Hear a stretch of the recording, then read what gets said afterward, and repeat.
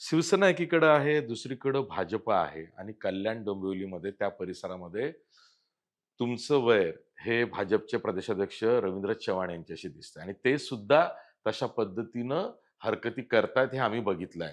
असं का? म्हणजे रवींद्र चव्हाणांनाही समज दिली गेली प्रदेशाध्यक्ष म्हणून त्यांच्या पक्षश्रेष्ठींकडनं आणि त्यानंतरच जागा वाटपा किंवा युती आपण करू असं भाजपने जाहीर केलं. तरी सुद्धा कुरघोडी जी चालते अधूनमधून ती का?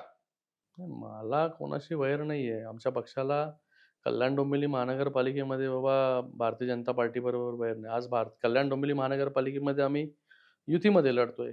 उल्हासनगरमध्ये एक दुसऱ्याच्या समोर आम्ही लढतोय. काही ठिकाणी युती असते, काही ठिकाणी युती होत नाही. शिवसेनेकडून कधीच जे आहे हे कुरघोड्या जे आहे ते करायचा प्रयत्न जे आहे तो आम्ही केलेला नाही. आम्ही नेहमीच जे आहे युतीच्या बाजूनेच प्रत्येक स्टेटमेंट माझं तुम्ही जर बघितलं पहिल्या दिवसापासून, हे पूर्ण ठाणे जिल्ह्यामध्ये जे आहे ही युती झाली पाहिजे.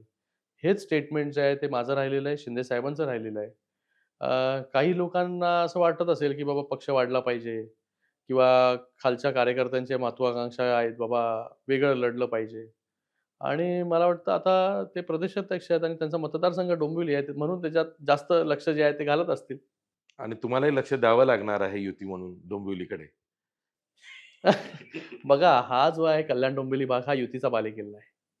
या ठिकाणी नेहमी आमदार असेल, खासदार असेल, हा युतीचाच निवडून आलेला आहे. आणि अशा परिस्थितीमध्ये त्यांचं जास्त लक्ष आहे तिथे. जास्त लक्ष आहे तर युतीच्या जास्त जागा निवडून त्यांच्या येतील मला वाटतं. पक्षामध्ये त्यांना प्रदेशाध्यक्ष कमी आणि प्रवेशाध्यक्ष जास्त म्हणतात. त्याचा अनुभव तुम्हालाही आलाय की? आला ना, भरपूर प्रवेश करून घेतात ते.